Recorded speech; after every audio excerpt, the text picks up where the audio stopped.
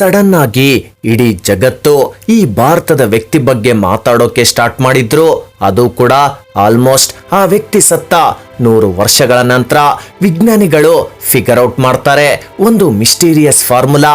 ಆ ವ್ಯಕ್ತಿ death bed ಮೇಲೆ ಕೊಟ್ಟ ಆ ಫಾರ್ಮುಲಾ ಆ ವ್ಯಕ್ತಿ ಸತ್ತು 100 ವರ್ಷಗಳ ನಂತರ ಅದು ಬ್ಲ್ಯಾಕ್ ಹೋಲ್ಸ್ ನ ಎಕ್ಸ್ಪ್ಲೇನ್ ಮಾಡುತ್ತೆ.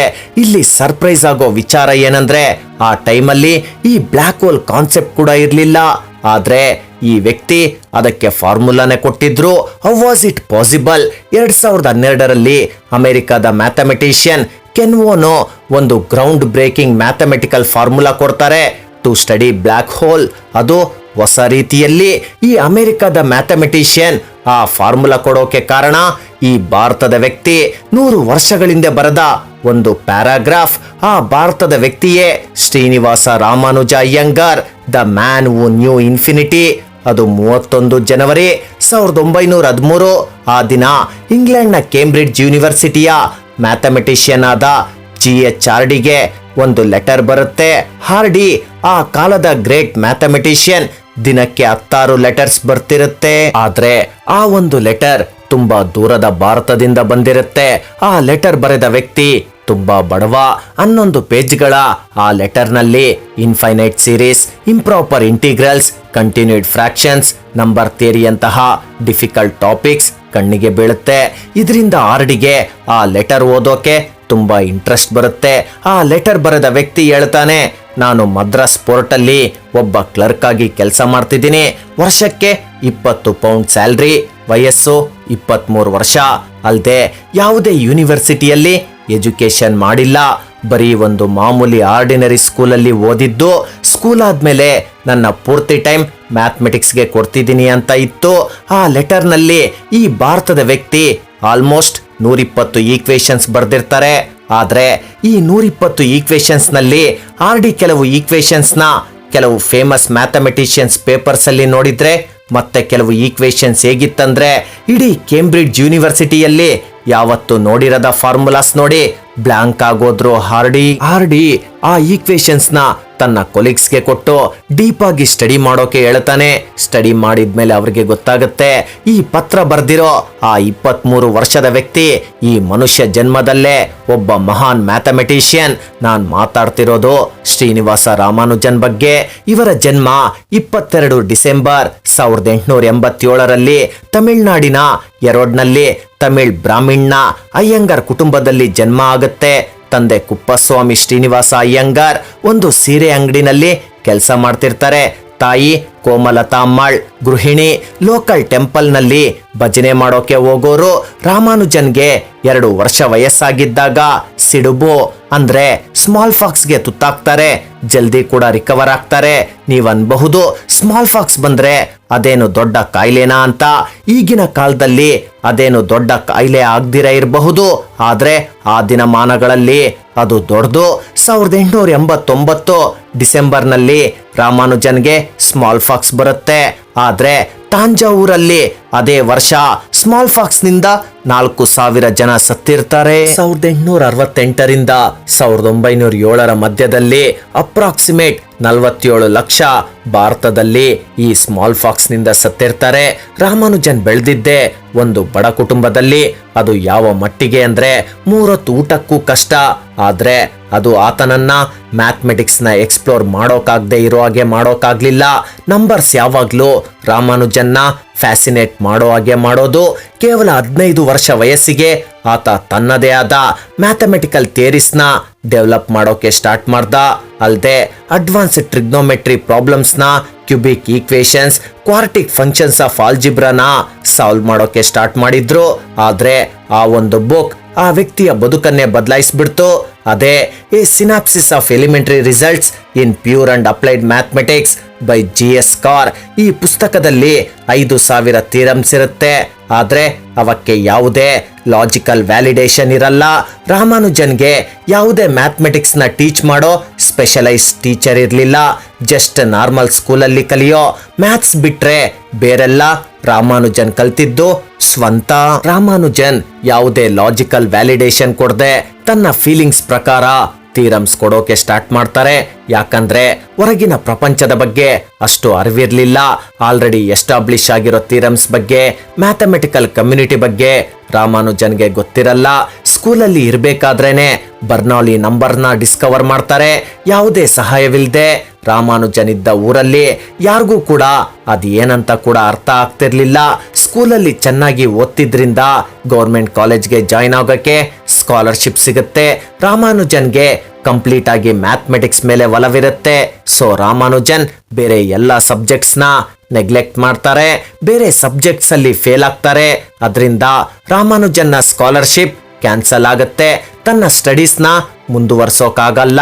ಅದಾದ ನಂತರ ಕೆಲವು ವರ್ಷಗಳ ಕಾಲ ಎಷ್ಟೇ ಟ್ರೈ ಮಾಡಿದ್ರು ಕಾಲೇಜ್ಗೆ ಮತ್ತೆ ಸೇರೋಕಾಗ್ಲಿಲ್ಲ. ಆದ್ರೆ ಮ್ಯಾಥಮೆಟಿಕ್ಸ್ ಮೇಲೆ ವರ್ಕ್ ಮಾಡೋದನ್ನ ಮಾತ್ರ ನಿಲ್ಲಿಸಲಿಲ್ಲ. On his own mathematical ideas ಬಗ್ಗೆ ವರ್ಕ್ ಮಾಡ್ತಾನೆ ಇರ್ತಾರೆ. ತನ್ನ ಮ್ಯಾಥಮೆಟಿಕಲ್ ಪ್ರಾಬ್ಲಮ್ಸ್ ಸೊಲ್ಯೂಷನ್ಸ್ ನ ಜನರಲ್ ಆಫ್ ಇಂಡಿಯನ್ ಮ್ಯಾಥಮೆಟಿಕಲ್ ಸೊಸೈಟಿಯಲ್ಲಿ ಶೇರ್ ಮಾಡೋಕೆ ಸ್ಟಾರ್ಟ್ ಮಾಡ್ತಾರೆ. ಯಾವುದೇ ಡಿಗ್ರಿ ರಾಮಾನುಜನ್ ಬಳಿ ಇಲ್ದಿದ್ರು ಅಲ್ಲಿ ಎಲ್ರು ರಾಮಾನುಜನ್ನ ರೆಕಗ್ನೈಸ್ ಮಾಡ್ತಾರೆ. ಒಬ್ಬ ಮ್ಯಾಥಮೆಟಿಕಲ್ ಜೀನಿಯಸ್ ಆಗಿ ರಾಮಾನುಜನ್ಗೆ 21 ವರ್ಷ ವಯಸ್ಸಾಗಿದ್ದಾಗ ಮದ್ವೆ ಆಗತ್ತೆ. ಫ್ಯಾಮಿಲಿಗೆ ಸಪೋರ್ಟ್ ಮಾಡೋಕೆ ರಾಮಾನುಜನ್ ಕೆಲ್ಸಕ್ಕೆ ಹೋಗ್ಲೇಬೇಕಾಗತ್ತೆ. ಆ ಟೈಮಲ್ಲಿ ರಾಮಾನುಜನ್ಗೆ ಸರ್ಜರಿ ಆಗ್ಬೇಕಾಗತ್ತೆ. ಆದ್ರೆ ದುಡ್ಡಿಲ್ದೆ ಯಾರಾದ್ರೂ ಸರ್ಜನ್ ಫ್ರೀಯಾಗಿ ಮಾಡಿದ್ರೆ ಮಾತ್ರ ರಾಮಾನುಜನ್ಗೆ ಸರ್ಜರಿ ಆಗತ್ತೆ. ಅದು ಅವರ ಮನೆ ಪರಿಸ್ಥಿತಿ.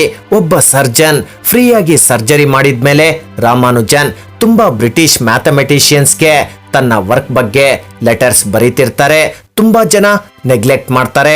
1913 ಅದು ಬ್ರಿಟಿಷ್ ಆಡಳಿತ. ನೀನೊಬ್ಬ ಮ್ಯಾಥಮೆಟಿಕಲ್ ಜೀನಿಯಸ್ ಆಗಿದ್ರು ಅದಕ್ಕೆ ಆ ಬ್ರಿಟಿಷರ ಅಪ್ರೂವಲ್ ಬೇಕಿತ್ತು. ಎಲ್ರು ರಾಮಾನುಜನ್ ಲೆಟರ್ನ ಇಗ್ನೋರ್ ಮಾಡಿದ್ರು. ಒಬ್ಬ ವ್ಯಕ್ತಿ GH ಹಾರ್ಡಿ ಸರ್ಪ್ರೈಸ್ ಆಗ್ತಾರೆ. ಮೊದಲು GH hardy may be Ramanujan fraud ಇರಬಹುದು ಅನ್ಕೊಳ್ತಾರೆ. ಆ ನಂತರ ಆ ಲೆಟರ್ ನಲ್ಲಿದ್ದ ಕೆಲವು ಥಿಯರೀಸ್ ಆಲ್ರೆಡಿ ಎಕ್ಸಿಸ್ಟ್ ನಲ್ಲಿತ್ತು, ಕೆಲವು ಅರ್ಥ ಆಗ್ಲಿಲ್ಲ. ಮತ್ತೆ ಕೆಲವು ಥಿಯರೀಸ್ ನೋಡಿ GH ಹಾರ್ಡಿ ಲಿಟ್ರಲಿ ಶಾಕ್ ಆಗ್ತಾರೆ. ಅವು ಕರೆಕ್ಟ್ ಇರಬಹುದು, ಯಾಕಂದ್ರೆ ಆ ಥಿಯರೀಸ್ ಬಗ್ಗೆ ಯಾರು ಕೂಡ ಇಮ್ಯಾಜಿನ್ ಕೂಡ ಮಾಡಿರಲ್ಲ. ಅವನ್ನ ಇನ್ವೆಂಟ್ ಮಾಡೋಕೆ ಆ ರೀತಿ ಇದ್ವು. ಆ ರಾಮಾನುಜನ್ನ ಗ್ರೌಂಡ್ ಬ್ರೇಕಿಂಗ್ ಫಾರ್ಮುಲಾಸ್. ಹಾರ್ಡಿ ರಾಮಾನುಜನ್ಗೆ ವಾಪಸ್ ಲೆಟರ್ ಬರೀತಾರೆ. ನಿಮ್ಮ ಕೆಲವು ಥಿಯರಮ್ಸ್ ಬೇರೆಯವರ ಥಿಯರಮ್ಸ್ ನಿಂದ ಬಂದಿದೆ, ಮತ್ತೆ ಕೆಲವು ಅರ್ಥ ಮಾಡ್ಕೊಳ್ಳೋಕೆ ಕಷ್ಟ, ಮತ್ತೆ ಕೆಲವು ತುಂಬಾ ನ್ಯೂ ಆಗಿದಾವೆ. ನೀವು ನಿಮ್ಮ ಪ್ರೂಫ್ಸ್ ತಗೊಂಡು ಇಂಗ್ಲೆಂಡ್ಗೆ ಬನ್ನಿ ಅಂತ ಬರ್ದಾಗ ಹಾರ್ಡಿಗೆ ವಾಪಸ್ ರಾಮಾನುಜನ್ ಬರೀತಾರೆ, ನನ್ನ ಪರಿಸ್ಥಿತಿ ಹೇಗಿದೆ ಅಂದ್ರೆ ಅರ್ಧ ಜೀವನ ಊಟಕ್ಕಿಲ್ದೆ ಒದ್ದಾಡ್ತಿದ್ದೀನಿ. ನನ್ನ ಬ್ರೈನ್ನ ಪ್ರಿಸರ್ವ್ ಮಾಡ್ಕೊಳ್ಳೋಕೆ ನನಗೆ ಊಟ ಬೇಕು, ಅದು ನನ್ನ ಮೊದಲ ಪ್ರಿಯಾರಿಟಿ. ನೀವು ಕರುಣೆಯಿಂದ ಬರೆಯೋ ಪತ್ರದಿಂದ ನನಗೆ ಗೌರ್ಮೆಂಟ್ ಅಥವಾ ಯೂನಿವರ್ಸಿಟಿಯಲ್ಲಿ ಸ್ಕಾಲರ್ಶಿಪ್ ಸಿಗುತ್ತೆ ಅಂತ ಕೇಳ್ಕೊಳ್ತಾರೆ. ಇದರಿಂದ ರಾಮಾನುಜನ್ಗೆ ಯೂನಿವರ್ಸಿಟಿಯಿಂದ ಸ್ಕಾಲರ್ಶಿಪ್ ಸಿಗುತ್ತೆ. GH ಹಾರ್ಡಿ ಮತ್ತೆ ರಾಮಾನುಜನ್ಗೆ ಇಂಗ್ಲೆಂಡ್ಗೆ ಬರೋಕೆ ಕರೀತಾರೆ. ಈ ಸತಿ ರಾಮಾನುಜನ್ ಒಪ್ಕೊಳ್ತಾರೆ. ಈ ಹಿಂದೆ ರಾಮಾನುಜನ್ ಬರೆದ ಪತ್ರದಲ್ಲಿ ಕಳಿಸಿದ್ದು ಕೇವಲ ಸ್ಯಾಂಪಲ್ ಅಷ್ಟೇ. ಬಟ್ ರಾಮಾನುಜನ್ ತಾನು ಬರೆದಿದ್ದ ಬುಕ್ನ ಹಾರ್ಡಿ ಕೈಗೆ ರಾಮಾನುಜನ್ ಕೊಟ್ಟಾಗ ಕಂಪ್ಲೀಟ್ ಶಾಕ್ ನಲ್ಲಿರ್ತಾರೆ ಹಾರ್ಡಿ. ರಾಮಾನುಜನ್ ತಾನು ಕಂಡಿಡಿಯೋ ಆ ಥಿಯರಮ್ಸ್ ಸೊಲ್ಯೂಷನ್ಸ್ ಹೇಗೆ ಬಂತೋ, ಯಾವ ರೀತಿ ಬರಿತಾ ಇದ್ದೀನಿ ಅಂತ ಗೊತ್ತಿಲ್ಲದೆ ಇದ್ರು, ಯಾವುದೇ ಪ್ರೂಫ್ ಇಲ್ಲ. ರಾಮಾನುಜನ್ ಆ ಐಡಿಯಾಸ್ ಎಲ್ಲಿಂದ ಬರ್ತಿದೆ ಅಂತ ಗೊತ್ತಿಲ್ಲದೆ ಇದ್ರು ಕಾನ್ಫಿಡೆಂಟ್ ಆಗಿ ಬರಿತಿರ್ತಾರೆ. ಯಾರಾದ್ರೂ ರಾಮಾನುಜನ್ಗೆ ಈ ಥಿಯರಿ ಎಲ್ಲಿಂದ ಬರ್ತಿದೆ ಅಂತ ರಾಮಾನುಜನ್ ಹತ್ರ ಕೇಳಿದ್ರೆ ಅದು ನನ್ನ ಕುಲದೈವ ನಾಮಗಿರಿ ತಾಯಾರ್ ಹೇಳೋದನ್ನ ನಾನು ಬರಿತಿದ್ದೀನಿ ಅಂತಿದ್ರು. ರಾತ್ರಿ ಕನಸಲ್ಲೂ ನಾನು ಈ ಮ್ಯಾಥಮೆಟಿಕಲ್ ಫಾರ್ಮುಲಾಸ್ನ ನೋಡ್ತೀನಿ ಅಂತಿದ್ರು. 5 ವರ್ಷ ಇಂಗ್ಲೆಂಡ್ ನಲ್ಲಿದ್ದಾಗ ಪ್ಯೂರ್ ವೆಜಿಟೇರಿಯನ್ ಆಗಿ ಅಲ್ಲಿ ಕಷ್ಟಪಟ್ಟಿದ್ದು ಅಷ್ಟಿಷ್ಟಲ್ಲ, ಹೆಲ್ತ್ ಇಶ್ಯೂ ಇದೆ, ಅಲ್ಲಿನ ಫುಡ್ ವೆದರ್ಗೆ ಅಡ್ಜಸ್ಟ್ ಆಗ್ಲಿಲ್ಲ. ತುಂಬಾ ಸತಿ ರಾಮಾನುಜನ್ ತನ್ನ ಟೈಮ್ನ ಆಸ್ಪತ್ರೆಯಲ್ಲೇ ಕಳೀತಿದ್ರು. ಬರೀ ಫಿಸಿಕಲಿ ಅಲ್ಲ, ಮೆಂಟಲಿ ಕೂಡ ತುಂಬಾ ಡಿಪ್ರೆಸ್ ಆಗಿದ್ರು. ಟ್ರೈನ್ನ ಅಳಿಗಳಿಗೆ ಸಿಗೋಕೆ ಒಮ್ಮೆ ಟ್ರೈ ಕೂಡ ಮಾಡ್ತಾರೆ. ಲಕ್ಕಿಲಿ ಯಾವುದೇ ತೊಂದರೆ ಆಗಲ್ಲ. ಇಂತಹ ಕಷ್ಟದ ಟೈಮಲ್ಲೂ ರಾಮಾನುಜನ್ ಮ್ಯಾಥಮೆಟಿಕ್ಸ್ ನ ಬಿಡ್ಲಿಲ್ಲ. ಒಮ್ಮೆ ರಾಮಾನುಜನ್ ಆಸ್ಪತ್ರೆಯಲ್ಲಿರ್ಬೇಕಾದ್ರೆ ಹಾರ್ಡಿ ಅವರನ್ನ ನೋಡೋಕೆ ಒಂದು ಟ್ಯಾಕ್ಸಿಯಲ್ಲಿ ಬರ್ತಾರೆ. ಆ ಟ್ಯಾಕ್ಸಿ ನಂಬರ್ 1729 ಒಂದು ಡಲ್ ನಂಬರ್ ಅಂತಾರೆ. ತಕ್ಷಣ ರಾಮಾನುಜನ್ 1729 ಅನ್ನೋದು special number. It's a smallest number which can be expressed as the sum of 2 different cubes. In 2 different ways ಅಂತ ಅಂತಾರೆ. ಅಲ್ಲಿಂದಾಚೆ 1729ನ ರಾಮಾನುಜನ್ ನಂಬರ್ ಅಂತಾನು ಕರೀತಾರೆ. ಇಂಗ್ಲೆಂಡ್ ನಲ್ಲಿ ತುಂಬಾ ಕೆಲಸ ಮಾಡ್ತಾರೆ. ರಾಮಾನುಜನ್ ಕೇಂಬ್ರಿಡ್ಜ್ ಯೂನಿವರ್ಸಿಟಿಯಲ್ಲಿ ಡಿಗ್ರಿ ತಗೊಳ್ತಾರೆ, bachelor of arts and research. ಅದನ್ನೇ ಇಂದು PhD ಅನ್ನೋದು. ಅಲ್ಲದೆ Cambridge philosophical society and royal society, ನಂತರ ಟ್ರಿನಿಟಿ ಕಾಲೇಜ್ ಕೇಂಬ್ರಿಡ್ಜ್ನ ಮೆಂಬರ್ ಆಗ್ತಾರೆ. ಈ ಫೆಲೋಶಿಪ್ ಪಡೆದ ಮೊದಲ ಭಾರತೀಯ ಶ್ರೀನಿವಾಸ ರಾಮಾನುಜನ್. GHRD ರಾಮಾನುಜನ್ ಬಗ್ಗೆ ಒಂದು ಲೆಟರ್ ಬರೀತಾರೆ. ರಾಮಾನುಜನ್ ಇಂಡಿಯಾಗೆ ಮುಂದೊಂದು ದಿನ ಈ ಸೈಂಟಿಫಿಕ್ ಫೀಲ್ಡ್ ನ ಟ್ರೆಷರ್ ಆಗಿ ಟ್ರೀಟ್ ಮಾಡೋ ದಿನ ಬರುತ್ತೆ ಅಂತ ಬರೀತಾರೆ. ಹೆಲ್ತ್ ತುಂಬಾ ಅಪ್ಸೆಟ್ ಆಗಿದ್ರಿಂದ 1919ರಲ್ಲಿ ರಾಮಾನುಜನ್ ಇಂಡಿಯಾಗೆ ವಾಪಸ್ ಬರ್ತಾರೆ. ಆದ್ರೆ ಅದು ವಾಸಿಯಾಗ್ಲಿಲ್ಲ. 1 ವರ್ಷದಲ್ಲೇ ಶ್ರೀನಿವಾಸ ರಾಮಾನುಜನ್ ತೀರೋಗ್ತಾರೆ. ತನ್ನ ಕೊನೆ ಟೈಮ್ ಬೆಡ್ ರಿಡನ್ ಆಗಿದ್ದಾಗೂ ತುಂಬಾ ಫಾರ್ಮುಲಾಸ್ ನ ಬರೀತಾರೆ. ಯಾರಿಗೂ ಏನು ಅಂತ ಗೊತ್ತಾಗಲ್ಲ. ಅದರಲ್ಲೊಂದು ಫಾರ್ಮುಲಾ ಬ್ಲ್ಯಾಕ್ ಹೋಲ್ ಕಾನ್ಸೆಪ್ಟ್ಸ್ ನ ಎಕ್ಸ್ಪ್ಲೇನ್ ಮಾಡಿದ್ರೆ, ಮತ್ತೆ ಕೆಲವು ಈ ದಿನಕ್ಕೂ ಮಿಸ್ಟ್ರಿಯಾಗೇ ಇದೆ. ಅಲ್ಲದೆ ರಾಮಾನುಜನ್ ಈ ಮ್ಯಾಥಮೆಟಿಕಲ್ ಫೀಲ್ಡ್ಗೆ ತುಂಬಾ ಕಾಂಟ್ರಿಬ್ಯೂಟ್ ಮಾಡಿದ್ದಾರೆ.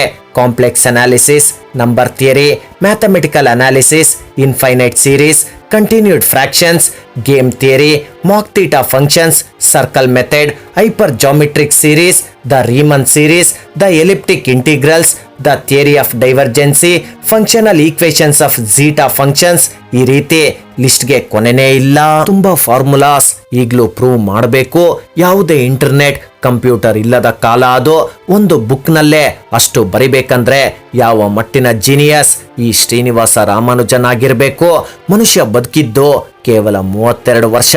ಅದರಲ್ಲಿ ತುಂಬಾ ಟೈಮ್ ಬಡತನ, ಆರೋಗ್ಯ ಸಮಸ್ಯೆ, ಜೀವನ ಪೂರ್ತಿ ಕಷ್ಟಗಳೇ ಇದ್ರು ಶ್ರೀನಿವಾಸ ರಾಮಾನುಜನ್ ತನ್ನ ಡ್ರೀಮ್ ನ ಬಿಟ್ಕೊಡ್ಲಿಲ್ಲ. ತನ್ನ ಕನಸೆ ಮ್ಯಾಥಮೆಟಿಕ್ಸ್. ಆ ವ್ಯಕ್ತಿಯ ಸಾಧನೆ ಏನಂದ್ರೆ, ಈ ವ್ಯಕ್ತಿ ಈ ಭೂಮಿ ತ್ಯಜಿಸಿ 100 ವರ್ಷಗಳಾಗಿದ್ರು ನಾವು ಆ ವ್ಯಕ್ತಿ ಬಗ್ಗೆ ಮಾತಾಡ್ತಿದೀವಿ. ಅವರು ಹುಟ್ಟಿದ ದಿನ ಡಿಸೆಂಬರ್ 22ರನ್ನ ನ್ಯಾಷನಲ್ ಮ್ಯಾಥಮೆಟಿಕ್ಸ್ ಡೇ ಆಗಿ ಸೆಲೆಬ್ರೇಟ್ ಮಾಡ್ತಿದೀವಿ. ಭಾರತ ಈ ಹಿಂದೆ great minds Aryabhata, Panini, JC Bose, CV Raman ಈ ರೀತಿಯ ಕೌಂಟ್ಲೆಸ್ ಗ್ರೇಟ್ ಪರ್ಸನ್ಸ್ಗೆ ಈ ಭರತ ಭೂಮಿ ಜನ್ಮ ಕೊಟ್ಟಿದೆ. ನಮ್ಮ ಇತಿಹಾಸ ಬಗೆದಷ್ಟು ನಮ್ಮ ಸಿವಿಲೈಸೇಷನ್ ಎಷ್ಟು ಗ್ರೇಟ್ ಆಗಿತ್ತು ಅಂತ ನಾವು ತಿಳಿಬಹುದು.